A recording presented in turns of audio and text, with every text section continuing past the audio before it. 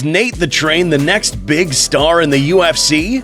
Nate Landwehr is known for his brilliant post-fight interviews. I showed up!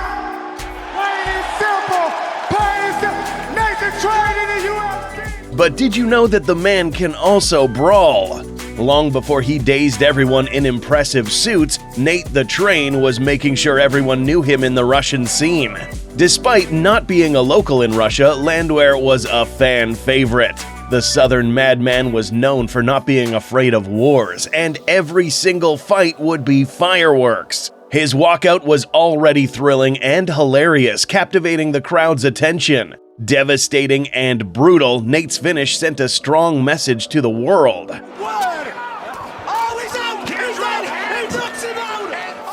In addition to his beautiful performance, Nate always brought the theatrics with him. Evidently, the man knew how to keep a crowd happy. Even in front of a Russian crowd, Nate the Train delivered a beautiful post-fight speech. I'm a bad, bad man. If I ain't done, if I'm in it, if I'm still breathing, you ain't got a shot, baby. Nate the Train, Coliseum, I love you, baby. Nate would put up more impressive performances for the M1 banner. Landwehr would now be taking on Ukrainian promise Khamzat Lezhnev, a fight that surely would not be easy. Lezhnev was a huge Ukrainian promise, and many believed that Nate the Train stood no chance against him. A defending champion for the M1 banner, all the hype was justifiably with Nate the Train. Despite getting tagged earlier on in the bout, Landwehr would find a way to get it done in the third round. His relentless pressure and weirdly good cardio led him to find the victory. The train is moving forward. He ain't going to stop at the station either. Oh! He's got to be done, Machine. There's a big right hand. He's out. Oh! The ref needs to stop this. He's gone. He's gone. The Train made it evident that to beat him, you'd have to finish him. This remains true to this day, as he's only been knocked out twice in his entire life. The Train's last bout under the M2 banner would be enough for him to capitalize on achieving the coveted UFC contract. A rematch with Kolesnik, a man he already beat previously, would put the nail in the coffin in what was an illustrious career in Russia. Deep down, Landwehr knew that a win here would get a nod from Uncle Dana. It was a dangerous fight for the Train, as he knew Kolesnik was a man with gifted power. He carried a more patient approach in this bout and showed significant composure as well. Both men had immense respect for each other's power, making this fight all the more interesting to watch. The Train found himself in trouble at times, however, he is tough as nails. Landed flush, then misses with the uppercut. Jump knee! That landed as well. Wow. Landwehr was growing as the fight went on, displaying impeccable resilience. He showed he could get it done on the ground as well. Just fight back to the center of the ring, throws the right hand, Landwehr right there. Oh, nice takedown. Landwehr trying to clear the legs, lands the right hand. And another. At the end of the very last round, it was obvious the Train was the better fighter. Kick to the body. Oh my word, they are swinging for it, John. Getting his hand raised, the legend knew that he was close to what he wanted the most. Proud of his accomplishments, the Train would buy his ticket to the big leagues. Before we continue, make sure to check out our sponsors, MMA Cookie Cult and Octagon Kings MMA, for the best MMA bets out there. Shoot them a DM and say Martial Insight sent you. Landwehr would have a bumpy first ride inside the Octagon. Landwehr's got. So Landwehr's showing us what he's made of early. Proudly presenting Clarksville, the Train desperately needed a statement win. Nate went back to his Russian days, delivering the forward pressure and overwhelming Ludovic Klein. As always, he was able to sustain damage without being distracted. Moreover, he showed significant improvement with his striking, focusing a lot on the technique. Towards the end of round 2, the Train attempted an anaconda choke. However, he couldn't fully sink it in. His left arm that's going over Nate. He's trying to come on top of him a little bit. Let it go or lost the grip.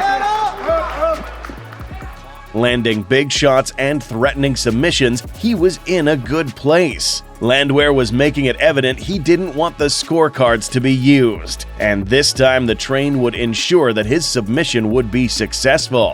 You can't. Is that for him? There it is. There it is. Nate the In a highly technical fashion, he displayed that he wasn't solely a brawler, and of course, it wouldn't be a Nate the Train win without a memorable post-fight interview. I done ruined my credit out here in these streets, baby. I still got power in these hands. That was a one-time and off. I just wanted to show y'all I could do that there. The Train would now be facing David Onama, one of the most terrifying prospects at featherweight. Landwehr wasn't scared of anyone, and despite being a sizable underdog, he'd show why he couldn't be counted out. The intensity was visible in the building, with the Train not minimally intimidated by Onama. As per usual, Nate found himself in some trouble early on. At one point, it even seemed as if he was about to get viciously knocked out. He's biting on everyone.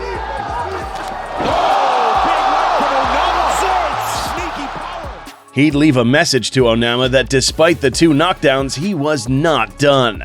Landwehr had the clear cardio advantage over Onama, who was absolutely gassed. Relentless ground and pounds and submission threats saw the Train dominate the round. Oh my goodness. How's that feel? Similar to his last bout, Landwehr attempted to sink in the Anaconda choke, however, ended up landing some vicious ground and pound.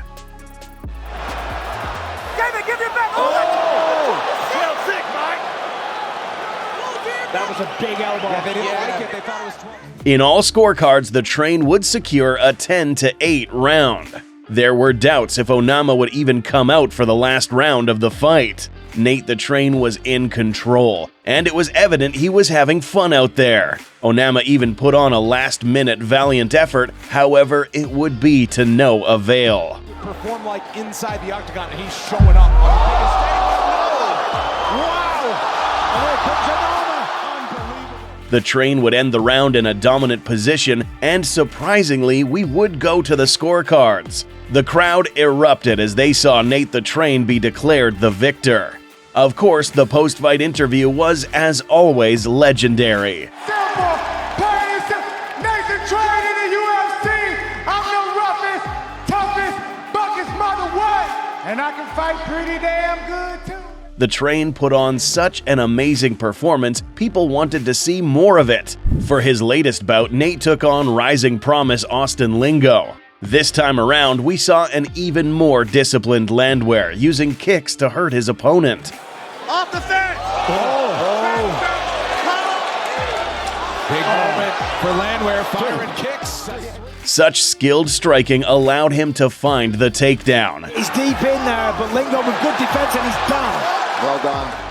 And with that, a beautiful rear naked choke. The Train had done it once more. Now on a 3-fight winning streak within the UFC, the Train has found his home. Landwehr now takes on Dan Ige, a notoriously hard opponent. Will the Train be able to get through his toughest challenge to date? As always, don't forget to like, subscribe, and turn on your notifications.